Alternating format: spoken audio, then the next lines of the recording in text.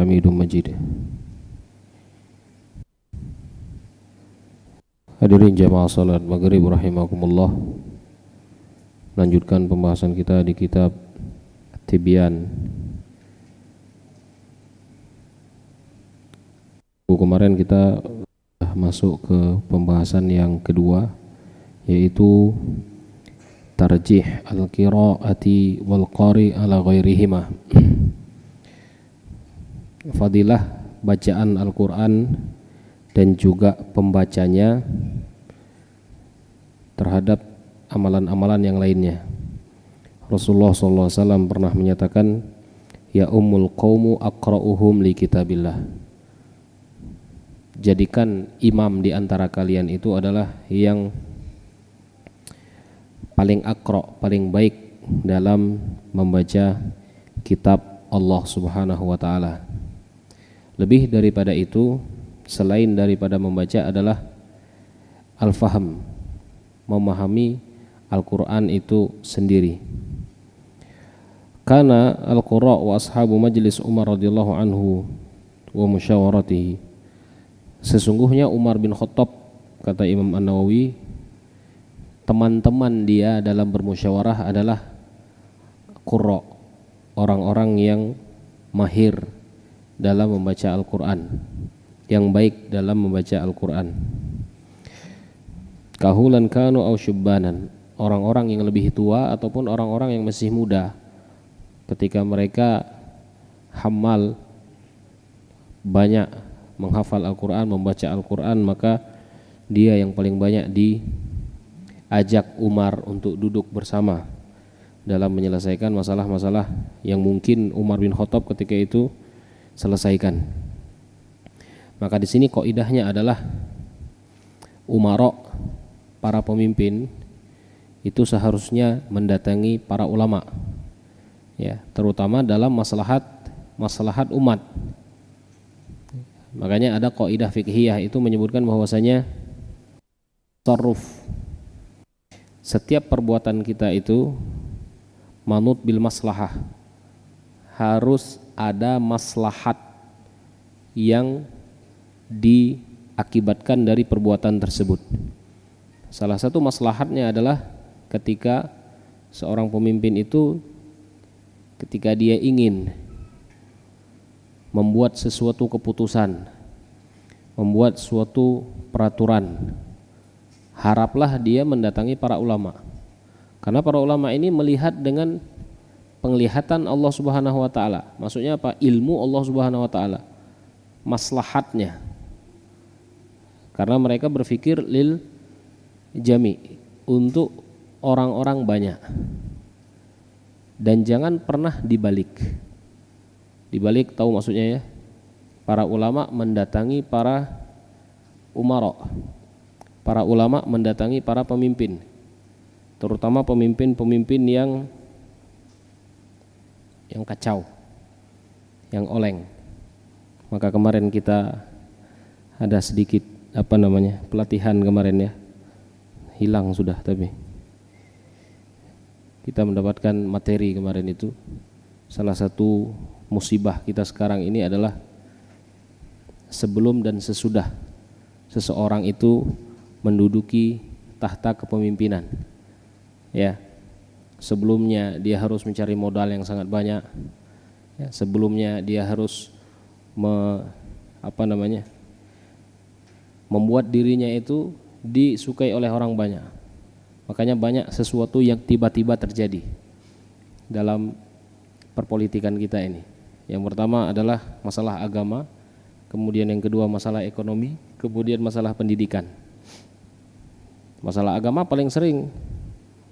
Makanya ketika para ulama mendekati para pemimpin, yang mereka itu pun dipilih dengan sistem seperti ini, maka yang terjadi adalah ulama itu akan menjadi stempel. Nauzubillah ya. Ulama itu menjadi stempel hawa nafsu orang-orang yang haus akan kekuasaan. Ya, beda enggak zaman kita sekarang dengan zaman Rasulullah SAW? Beda. Zaman Rasulullah SAW para pemimpin itu dipilih dengan syura, wa amruhum syura bainahum. bermusyawarah. Siapa yang bermusyawarah? Ahli ilmu. Ya, ahli ilmu yang bermusyawarah. Dan kebanyakan mereka itu ketika diberikan tahta kepemimpinan mereka menolak. Ya. Berbeda dengan kita sekarang. Gitu loh. Saling memperebutkan, saling menjatuhkan dan dengan biaya yang sangat banyak. Walaupun kaidahnya seperti ini, dalam prakteknya seperti ini, berbeda. Ya. Maka kemarin Rektor UBB juga menyebutkan seperti itu. Praktek politiknya seperti ini, teori politiknya seperti ini, sangat berbeda jauh. Gitu loh. Maka ketika para ulama mendatangi para umara, para pemimpin, ya, entah apa kepentingannya, ditakutkan ulama-ulama ini akan menjadi stempel. Apa yang diinginkan oleh pemimpin tersebut tidak tahu zolim atau tidak, para ulama tinggal cari dalil saja. Mudah tidak mencari dalil itu? Mudah sekali. Ya, sangat mudah mencari dalil untuk memenuhi keinginan kita. Ya, apalagi perbedaan-perbedaan ulama itu yang sangat banyak. Makanya ada perkataan yang menyebutkan man tatabba'a, barang siapa yang mengikuti zallat ulama. Zallat itu apa? Pendapat-pendapat ulama yang salah. Para ulama itu mereka tetap ulama walaupun fatwa mereka salah. Tetapi ada orang-orang itu hanya mencari kesalahan-kesalahan para ulama untuk menutupi nafsu mereka. Gitu loh. Ya. Mengikuti pendapat-pendapat yang dhaif, yang lemah untuk mengikuti hawa nafsu mereka. Ini na'udzubillahnya seperti ini. Ya. Maka jangan pernah dibalik. Gitu loh. Para ulama menahan diri ketika mereka misalkan membutuhkan sesuatu. Yang sulit di zaman kita sekarang ini adalah kebutuhannya. Banyak para ulama ini mendatangi para pemimpin untuk memenuhi kebutuhan pokok mereka. Maka di sini nanti setelah ini kewajiban kita itu untuk mengikram, menghormati, menghargai orang-orang yang mendekatkan diri dengan kitab Allah Subhanahu wa taala. Tinggi harganya. Ya. Jadi seperti itu. Maka inilah teman-teman Umar bin Khattab dalam duduk bermusyawarah dan dalam bermuamalah. Kalaulah Umar bin Khattab itu banyak duduk dengan ahli hawa, orang-orang yang banyak nongkrong, maka tidak akan terjadi yang namanya masyarakat al-madani, masyarakat yang betul-betul makmur dan juga beriman kepada Allah Subhanahu wa taala, jauh. Ya. Tapi Umar memilih untuk menjadikan teman duduknya, menjadikan teman musyawarahnya adalah mereka-mereka yang berpegang dengan kitab Allah Subhanahu wa taala. Pembahasan selanjutnya adalah ikram ahlul Quran, menghormati orang-orang yang kesibukannya dengan Al-Quran, wan nahyu an idzaihim, dan larangan untuk menyakiti mereka. Ini perkataan Imam Nawawi. Imam Nawawi membuat bab seperti ini. Ya. Subbabnya seperti ini. Bahwa ketika orang itu sibuk dengan Al-Quran, menyibukkan diri mereka dengan Al-Quran, ya, entah itu dengan menghafalnya, entah itu dengan mempelajarinya, entah itu dengan mencoba untuk mengamalkan isi-isinya, maka wajib bagi kita itu untuk menghormati mereka. Ya, wajib bagi kita itu untuk menghormati mereka, wajib bagi kita untuk menghargai mereka. Wan nahyu, dan dilarang, ya, an idzaihim, dilarang untuk menyakiti mereka, kebalikannya. Qala Allah Ta'ala, wa may yu'azzim sya'airillah fa innaha min taqwal qulub. Barang siapa yang mengagungkan, yu'azzim, mengagungkan syiar-syiar Allah Subhanahu wa taala. Apa syiar-syiar Allah Subhanahu wa taala? Banyak syiar-syiar Allah. Masjid termasuk syiar Allah Subhanahu wa taala. Ya. Agungkan masjid. Harus.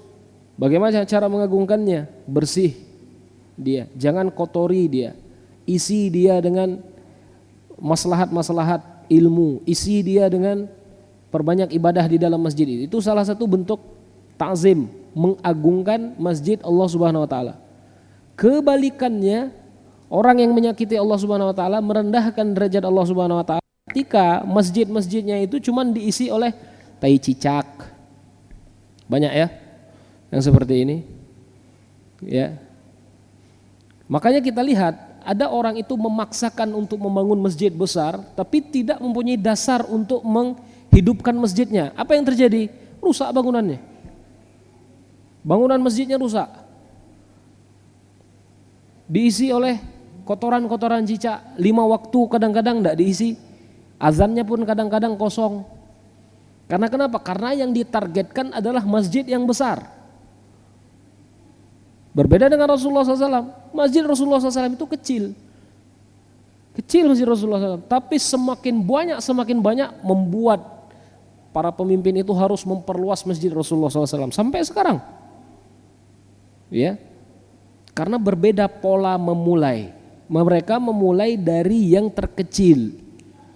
Cara mengagungkan ayat-ayat Allah Subhanahu wa ta'alanya itu. Ya. Dan tidak salah tujuan. Gitu loh ya. Kalau kita ini salah tujuan kadang-kadang. Kita ingin masjid yang megah. Megahnya supaya kita itu mendapatkan apresiasi dari orang-orang banyak. Oh, masjid agung di sini besar sekali. Isinya jarang kita perhatikan. Keilmuannya jarang kita perhatikan. Ini salah tujuan namanya. Dan salah dalam mengagungkan syiar-syiar Allah Subhanahu wa taala. Ya.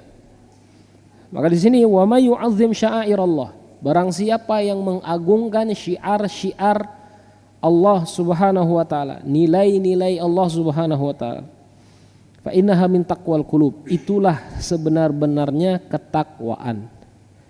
Ya. Dalam ayat yang lain wa may yu'azzim hurumatillahi fahuwa khairun lahu inda rabbih. Barang siapa yang mengagungkan Hurumat ini adalah ketetapan-ketetapan Allah Subhanahu wa taala. Kata Allah, jangan melakukan ini, kita agungkan, jangan pernah mendekati. Ya. Agungkan semua yang sudah Allah tetapkan. Fahuwa khairun lahu, maka itu kembali kepada kita kebaikan itu. Ya. Maka kalau ada perkataan misalkan Allah itu tidak perlu dibela. Benar enggak perkataan ini? Ini perkataannya dalam tanda kutip benar, karena Allah itu memang tidak membutuhkan makhluk. Allah butuh tidak sama makhluk? Tidak butuh. Gitu loh. Tapi yang membutuhkan Allah Subhanahu wa taala kita. Dan caranya adalah dengan cara mengagungkan nilai-nilai Allah. Ya. Itu caranya. Fahuwa khairun lahu, maka itu kebaikan bagi dia. Kembali kepada kita. Gitu loh. Maka dalam hadis Rasulullah SAW pernah menyebutkan kan, lau anna awwalakum wa insakum wa jinnakum, kalau orang dari awal, dari Nabi Adam, dari zamannya Nabi Adam sampai akhirnya nanti, ya, dari golongan manusia dan golongan jin, ya, mereka taat kepada Allah Subhanahu wa taala, tidak akan menambahkan keagungan Allah, karena memang Allah itu sudah agung. Ya. Sebaliknya kata Rasulullah SAW, kalau kalian dari zaman Nabi Adam sampai terakhir nanti, ya, mulai dari golongan manusianya dan jinnya, mereka semua bermaksiat kepada Allah Subhanahu wa taala dan tidak akan pernah mengurangi keagungan Allah Subhanahu wa taala. Itu yang harus kita ingat. Ya, kita bermaksiat semua, kita kosongkan isi masjid ini, maksiat semua, tidak mengurangi keagungan Allah Subhanahu wa taala, tapi akan mengurangi kebaikan-kebaikan kita. Allah tarik barokahnya, sudah selesai, habis kita. Ya, Allah tarik barokah. Ya, apa yang kita bisa? Tidak bisa. Ya. Jadi sebagai seorang muslim kita itu harus mengagungkan syiar-syiar dan nilai-nilai Allah Subhanahu wa taala. Dan Imam Nawawi menyebutkan ayat ini digunakan juga untuk kewajiban menghormati, mengikramkan orang-orang yang bergelut di dunia Al-Qur'an. Itulah orang-orang yang bergelut di dunia Al-Qur'an. Dalam ayat yang lain, wakhfid janahaka lil mu'minin. Ya. Berbuat baiklah kalian itu dengan orang-orang mukmin. Walladzina yu'dzunal mu'minin. Ini kebalikannya. Orang-orang yang menyakiti orang-orang mukmin.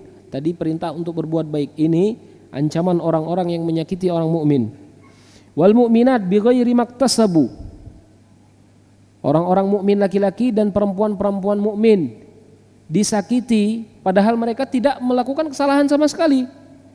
Qad ihtamalu buhtanan wa itsman mubina, maka dia telah melakukan buhtan, dosa, wa itsman, di ini ya, kalau dalam bahasa Arab itu buhtan itu adalah sebuah dosa, itsman juga sebuah dosa, tapi Allah gandeng dua kalimat itu menyatakan besarnya dosa itu.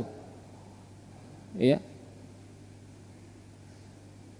Mubina, ditambah lagi, ditekan lagi, dosa itu sangatlah besar, kata Allah Subhanahu wa taala. Maka bagaimana ketika kita misalkan mempunyai seseorang yang bergelut dengan Al-Qur'an, ya, dia berusaha untuk menghafalkan Al-Qur'an, ya, tapi kita pura-pura tidak tahu dengan mereka, ya, tidak kita angkat derajat mereka, ya, terutama di yang ana lihat ya di negara Sudan itu kehebatannya, walaupun mereka itu mungkin ya dari segi makan lagi nyaman kita ya, dari segi baju lagi bagus baju kita ya. Mungkin kalau gi kuliah itu men kita lo mandi, orang tuh lah udah mandi setel hamai ganteng setelnya. Ya, masjidnya gak nyaman masjid kita, tapi yang tidak kita miliki mungkin, tapi dimiliki oleh mereka. Semua tempat untuk menghafal Al-Quran mereka gratisi listrik. Kalau kita tidak, ya, mereka gratisi. Itu salah satu bentuk menghargai orang-orang yang menghafal Al-Quran, ya. Maka banyak orang-orang yang memang menghafalnya, bahkan digratiskan. Dan anak sendiri masuk ketika itu, datang ke pimpinannya, wahai pimpinan, anak mau menghafal Al-Quran di sini 2 bulan, mengisi kekosongan pelajaran kampus. Sudah, kasih kamar. Itu kamarnya, kalau mau makan datang ke dapur umum, kalau tidak mau makan di dapur umum, suruh masak sendiri. Ya, biayanya gratis. Ya, itu salah satu bentuk ikram mereka kepada ahli Al-Quran.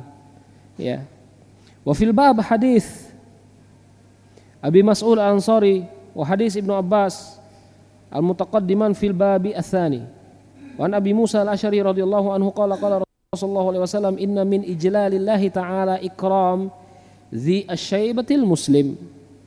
Salah satu dalil yang menopang adalah hadis perkataan Rasulullah SAW, termasuk ijlalullah, termasuk kita itu menghargai, mengagungkan Allah Subhanahu wa taala adalah dengan cara ikram zi asyaibatil muslim, menghormati orang-orang yang lebih tua yang mukmin.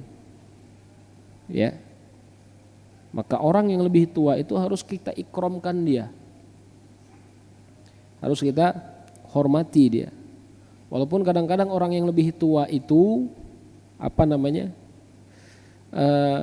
gerakan sholatnya agak-agak berkurang, ya, gerakan sholatnya agak-agak berkurang, kemudian bacaannya mungkin agak-agak berkurang, ya.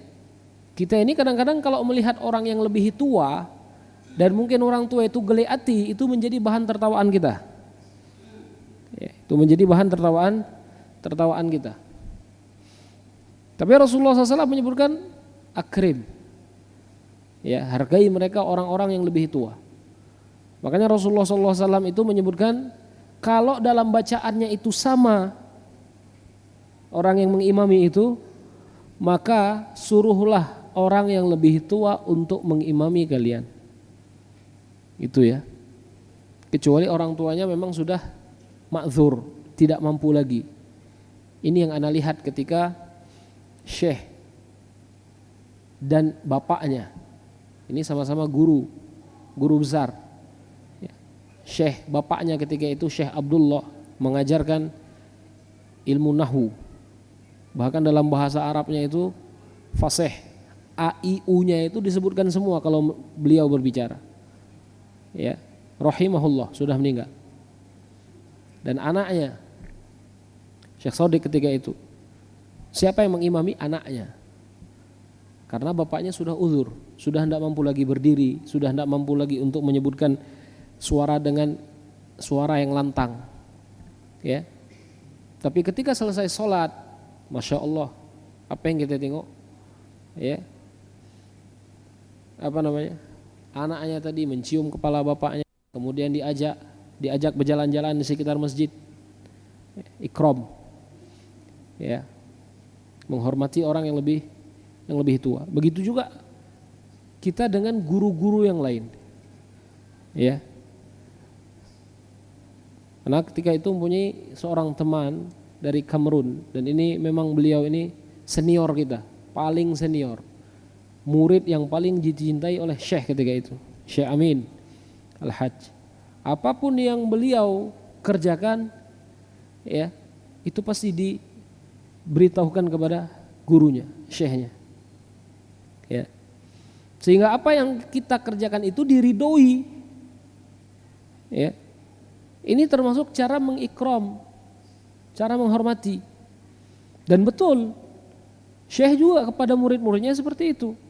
Bukunya diberikan, ya. Makanya kita ngaji itu tidak pernah bayar dengan Syekh, tapi bukunya pun dikasih,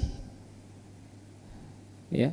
Ketika ada yang sakit dijenguk oleh Syekhnya. Begitu juga dengan Syekh ketika itu sakit, banyak yang mau menjenguk, tidak disuruh, kecuali murid dia yang paling dia sayang itu dikasih tahu keadaan Syekh itu baik-baik saja, banyakkan doa, cuman untuk menemui tidak disuruh. Ngapain tidak disuruh? Mengganggu, mana banyak-banyak, macam orang demo, ya dah, ya. Makanya kita juga dalam misalkan ingin menjenguk seseorang itu kita tengok keadaannya, jangan sampai kita menjenguk ramai-ramai malah mengganggu orang. Kita ini kadang-kadang ingin beramal tuh yang ramai-ramai, ya, ramai-ramai. Jadi orang lain tuh nengok, wah kompak dia, no. Ah, itu kita itu ingin itu kadang-kadang, bener. Asal ada dia ramai-ramai, malas kita begawe. Habis ini kalau kita lewat. Keikhlasan orang menuntut ilmu atau keikhlasan orang yang mempelajari Al-Quran itu apa? Salah satu bentuknya, ya. Maka ketika itu Rasulullah SAW bertanya, man minkum, siapa dari kalian yang hari ini sudah menjenguk orang-orang yang sakit? Abu Bakar mengatakan, Abu Bakar tidak pernah ngajak-ngajak yang lain, ya. Maka dalam melakukan suatu amalan itu carilah maslahatnya. Jangan ketika kita melakukan amalan sunnah mendapatkan mudarat setelahnya.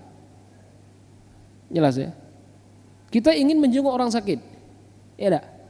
Kita ingin jenguk satu masjid ini, gi kumaha sakit, yang kiri kanan sakit baik, ujung-ujung tidak tertidur kawan. Maslahat apa mudarat kira-kira? Mudarat. Melakukan sunnah tapi nilainya salah.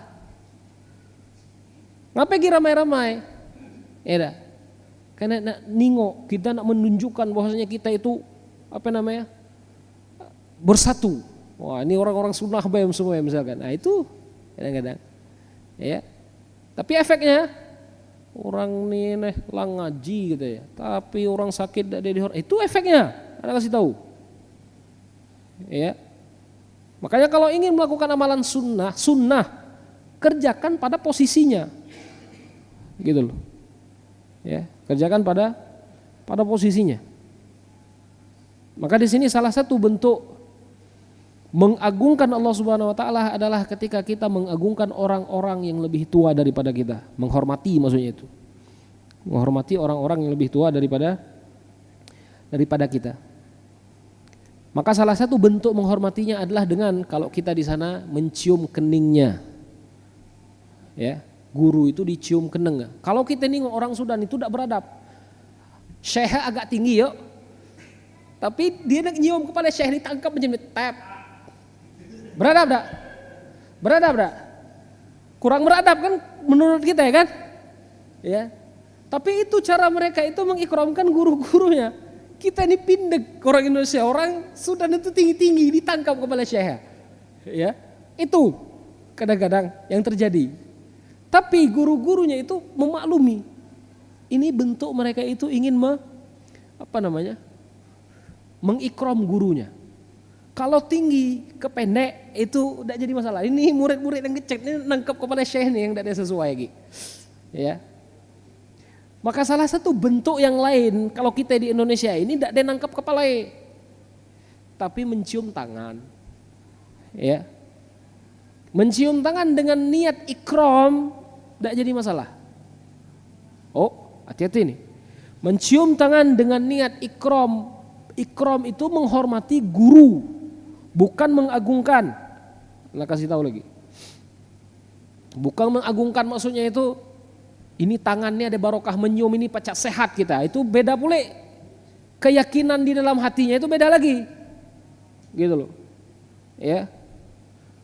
Makanya di kitab Adab Ta'lim Muta'alim di belakang itu salah satu bentuk mengikram guru adalah dengan mencium tangannya. Walaupun ada sebagian kawan itu menyebutkan mencium tangan ini termasuk gulu, berlebih-lebihan.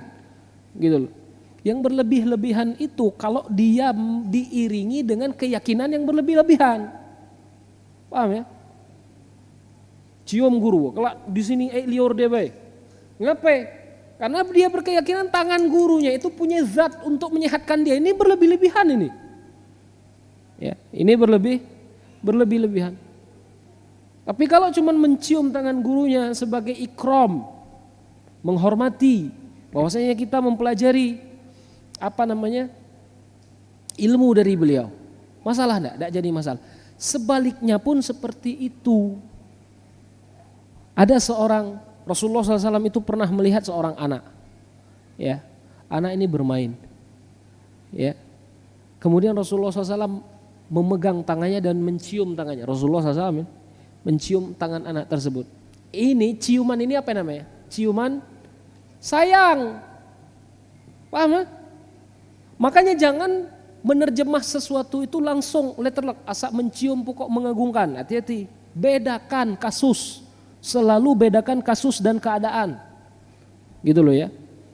Rasulullah SAW mencium tangan anaknya itu apa? Ciuman sayang. Sayang Rasulullah SAW kepada anak itu. Ya, maka dicium tangannya. Dan kita juga melihat sekarang para masyayikh, guru-guru kita, ya, ketika melihat anak Musa ketika itu ya, dari Bangka Barat sana, menghafal Al-Quran 30 juz di umur dia yang sangat kecil itu, dicium tak tangannya, dicium tangannya. Mencium tangan dikarenakan sayang dengan dia. Ya. Tapi jangan mencium yang berlebih-lebihan, itu yang tidak bolehnya. Berebut kalau nyium tangan saya, berebut. Ngapain? Membekas orang kelak hilang barokahnya, berlebih-lebihan. Ya, berlebih-lebihan. Ini yang tidak boleh. Ya, ini yang tidak boleh. Ya.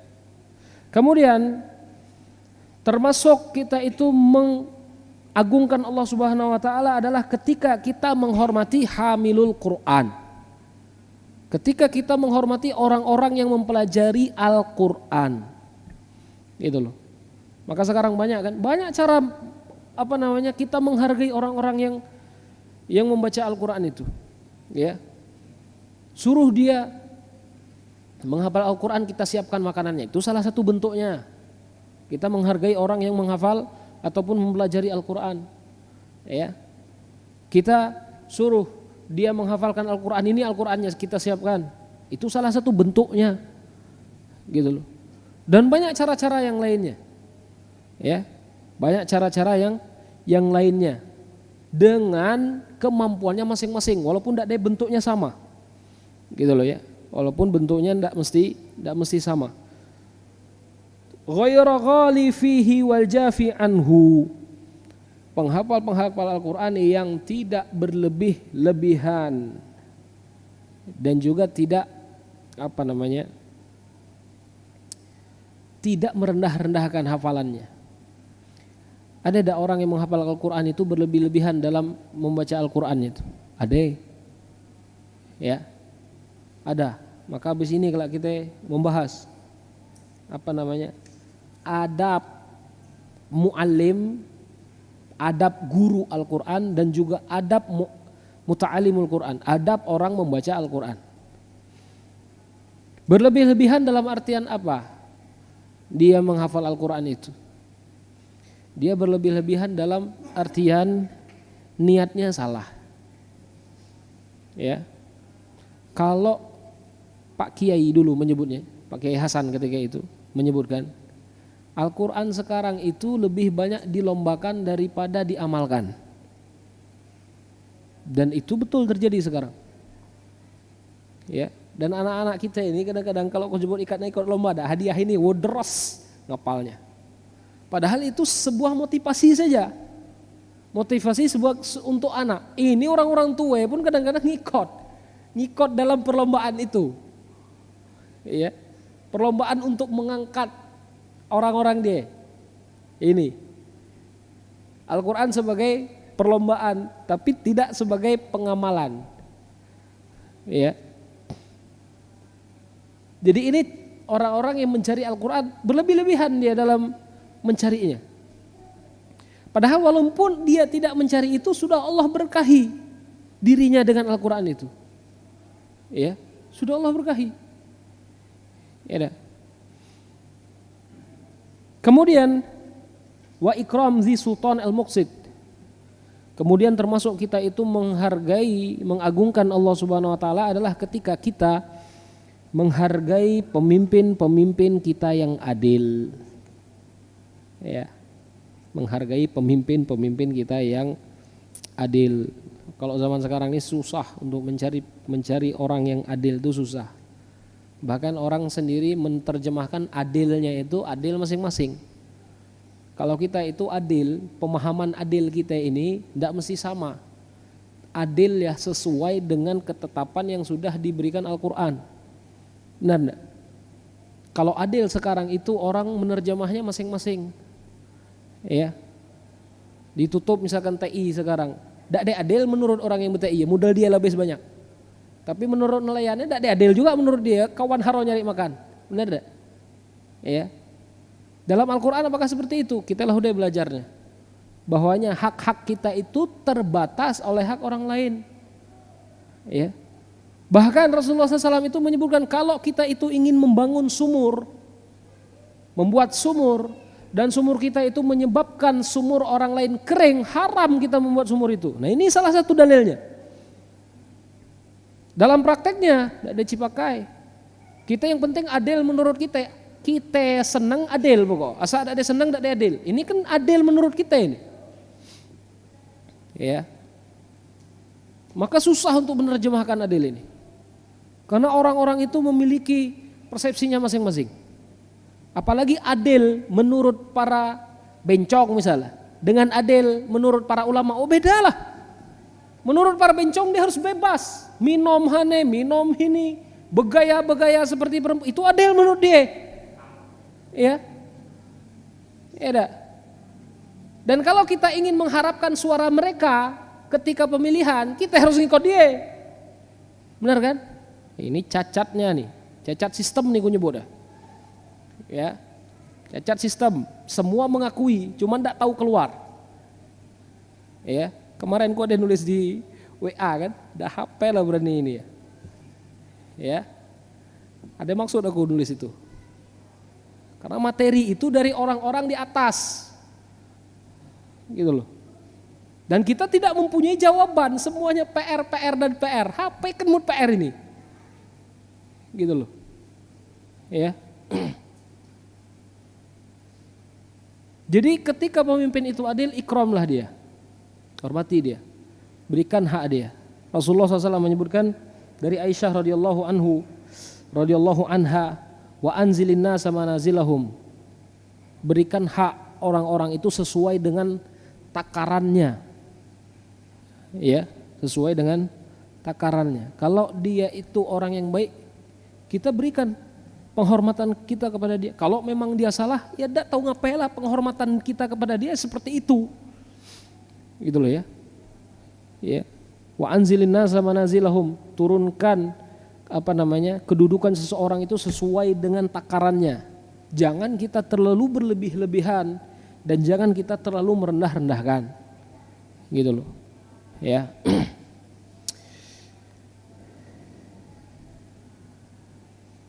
Wa an Jabir radhiyallahu anhu anna Nabi sallallahu alaihi wasallam kana yajma' baina ar-rajulaini min qatli Uhud summa yaqul ayyuhuma akthar akhdhan lil Qur'an. Rasulullah SAW pernah menguburkan 2 orang yang meninggal di perang Uhud. Langsung dikuburkan dalam satu liang. Boleh enggak? Boleh. Cuman kalau kita ngecop 2 kali 1, enggak baca. Benar enggak? Dan ini kita sekarang itu cicop, asa dikubur di situ, itulah pokok. Black. Dipagar, dicat setiap tahun, jangan orang lain masuk, enggak boleh. Ya. Itu fikih kita. Rasulullah menguburkan 2 orang langsung di dalam satu liang yang mati dalam perang Uhud. Dan Rasulullah SAW bertanya, apa kata Rasulullah SAW? Ya, ayyuhuma aktsar akhdhan lil Qur'an. Siapa dari mereka ini yang paling banyak membaca Al-Qur'an, yang paling banyak menghafal Al-Qur'an? Ya, fa idza usyira ila ahadihima qaddamahu fil lahad. Kalau yang paling banyak ditaruh di lahat yang paling dalam. Ya, ditaruh di lahat yang paling dalam. Setelahnya ditaruh di atasnya. Men kita ngubur 2 mayat, satu liang, macam mana? Cekau kaum baru. Ya, kaum baru. Rasulullah lama-lama ini, ya, kaum lama ini. Ya dah. Ngapain macam itu? Karena kita itu mengambil ilmu dari apa yang kita tengok, bukan dari apa yang diriwayatkan. Itu. Ya, jadi seperti itu. Wa an Abi Hurairah radhiyallahu anhu, ini salah satu bentuk ya, bentuk Rasulullah SAW itu menghargai ahli Al-Quran, mengkedepankan mereka dalam masalah kuburan pun dikedepankan. Ya, ini seperti itu. Dari Abu Hurairah, Inna Allah Azza wa Jalla qala idza azali waliyan qad fa'azantuhu bil harb. Man azali waliyan faqad azantuhu bil harb. Barang siapa yang menyakiti wali-waliku, maka aku telah mengizinkan untuk melakukan perang kepada dia. Ini yang agak-agak keras ini. Ya. Barang siapa yang mengusik waliku, maka aku izinkan untuk melakukan perang kepada dia. Maka macam kemarin misalkan, macam Syekh Ali Jabir misalkan, ditikam orang, langsung dipelas habis, halal tuh. Tidak jadi masalah. Kalau ku sendiri ini, oh, tidak tahu yang lain. Yang lain mungkin harus berlemah lembut, macam itu dia baca, ya, karena dia sudah berusaha untuk membunuh, ya. Orang yang berusaha untuk membunuh itu Umar bin Khattab, ya, menghukum orang-orang yang membunuh satu orang. Ada orang-orang banyak membunuh satu orang, semua yang dibunuh. Umar bin Khattab keras dah, adil dah. Yang mati 1, yang membunuh 6 di pelasa. Gitu loh. Adil tak kira-kira? Kita ini nggak ada adil. Tapi ini menjaga darah orang muslim itu seperti itu. Menjaga darah. Gitu loh ya. Bahwa orang muslim itu haram untuk dibunuh. Macam itu caranya. Gitu loh. Ini kadang-kadang subhanallah. Ikat orang gila, ikat orang gila. Orang gila ini banyak perasaan di ini. Dah huwa masuk masjid. Yang diberai-berai Ahmad nasi uduk itu kan hau-hau bae kebanyakan. Dah huwa nikam orang. Ini paca ada orang gila nikam ini yang aku heranin. Astagfirullah. Ya, bagusnya orang-orang gila yang macam dikumpul, dikirim ke Suriah, hura bebunuh lah dia. Itu bagus. Ya, tapi orang-orang gila ini hilang data. Ya. Rasulullah SAW menyebutkan apa? Barang siapa yang memerangi waliku, siapa wali-walinya? Wali-walinya itu yang mempelajari Al-Quran, yang mengajarkan Al-Quran, yang mendakwahkan Al-Quran. Kita perangi mereka, kita benci dengan mereka. La ilaha illallah, sakit kita. Kita sakit kalau benci dengan orang lain. Ya. Makanya kalau kita dalam berdakwah seperti ini, samai. Jangan kita benci dengan orang yang mungkin agak berbeda, yang sama bawaannya Al-Quran. Ya. Jangan kalau kita ngaji itu untuk mencari jamaah. Jamaah itu tidak kena base, karena orang awam itu makin banyak daripada orang alim. Benar tak? Jangan nyari jamaah. Jamaah tidak kena abis, karena orang awam itu makin banyak daripada orang alim. Ini perkataan Syekh Fakhruddin ketika itu. Orang alim itu makin dibutuhkan. Bahkan kita sekarang ini. Nyari orang yang pacak duduk hafal Al-Quran itu haro sekarang. Ya. Apalagi kita perangi orang-orang macam itu. Orang-orang yang mempelajari Al-Quran, orang-orang yang mengajarkan Al-Quran, kita benci dengan mereka. Nauzubillahi min zalika.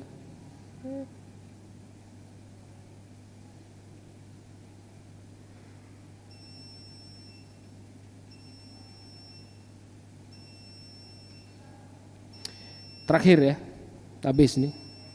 Qala Al-Imam Al-Hafiz Abu Qasim Ibnu Asakir rahimahullah.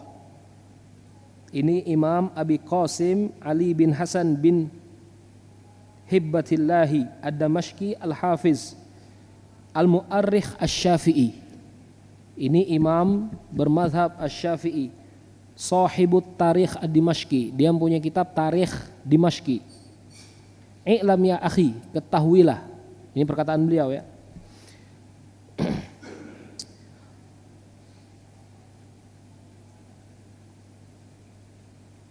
Wafaqnallahu wa iyyaka limardatihi. Semoga Allah memberikan taufiknya kepadamu. Wa ja'alna mimma nakhshahu wa yattaqihi haqqa tuqatihi, dan menjadikan kita termasuk orang-orang yang takut kepada Allah Subhanahu wa taala dan yang bertakwa kepada Allah dengan sebenar-benarnya. Ini perkataan beliau, ini perkataan ulama ini. Ya, ini perkataan ulama. Apa kata beliau? Anna luhumal ulama'i masmumah. Daging ulama itu beracun. Pernah dengar kalimat ini? Pernah dengar kan? Hadis bukan hadis, tapi perkataan ulama. Ya. Luhumal ulama masmumah. Wa adatullah fi hitka astar muntaqisihim ma'lumah. Wa anna man atlaqa lisanahu fil ulama bi as-salb ibtalahu Allah qabla mautihi bi mautil qalb. Ya. Kemudian dan Allah itu mempunyai sir-sir. Sir-sir ini apa?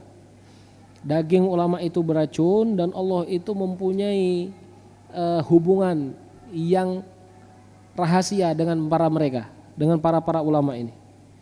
Barang siapa yang lisannya, man atlaqa lisanahu fil ulama, barang siapa yang lisannya menjelek-jelekkan para ulama, ya, kemudian membuka aib-aib para ulama itu, ibtalahu Allah taala qabla mautihi, maka dia itu akan Allah uji sebelum dia mati.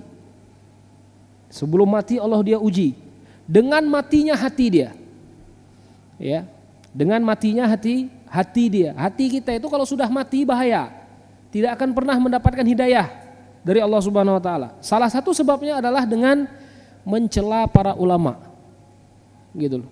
Maka kalau orang menghafal Al-Qur'an, kemudian dia berijtihad dengan Al-Quran yang dia punya, dia mempunyai perkataan ulama, dia bedakan kita kelak lo kita ngecam dia. Paham? Karena mungkin ijtihad dia itu benar, ijtihad kita salah. Kalau ijtihad kita benar kemudian kita mengecam dia dengan lisan kita, pacak-pacak kita yang Allah uji dengan matinya hati kita.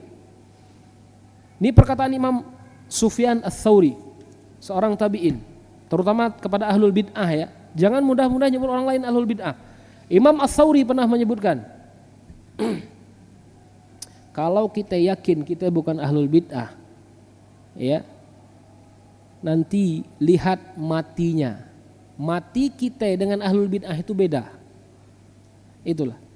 Kalau orang yakin ngotot dengan dia itu benar, ya sudah. Kelak kita tengok baik mati ya. Gak bagus mati kah atau mati aku. Nah, itu kata Sufyan Ats-Tsauri. Ya. Jadi kalau misalkan kita dah hangat yakin kita mati bagus, kelak lo kita nyebut orang ahlu bid'ah. Karena Imam Ats-Tsauri menyebutkan bedanya ahlul bid'ah dan ahlus sunnah dalam matinya. Macam mana matinya dia?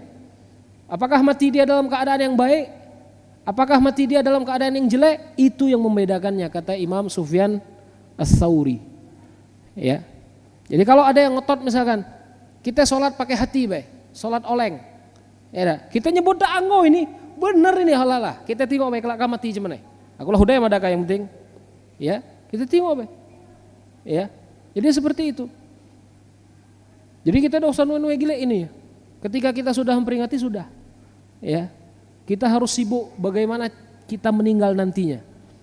Ya, ini perkataannya Imam Sufyan Ats-Tsauri. Allahu a'lam. Insyaallah kita lanjut di liko pertemuan yang lain. Besok insyaallah kita keluar sedikit, ya kita ke Tikung. Insyaallah yang nak ikut kajian kelak di masjid Nurul Jihad, ya di Tikung, insyaallah silaturahmi lah, insyaallah ke sana, ya karena orang nak belajar, jadi kita apa namanya kita ajar, mumpung orang nak belajar, nah kita ajar, ya pada maghrib lah usah jauh-jauh, ya pada maghrib tuh henang nyetel waktu, kalau yang pada isone mati lah ngantuk, ya dan lain-lain sebagainya. Kita tutup dengan kafaratul majelis. Subhanakallahumma bihamdika asyhadu an la ilaha illa anta astaghfiruka wa atubu ilaik. Assalamualaikum warahmatullahi wabarakatuh.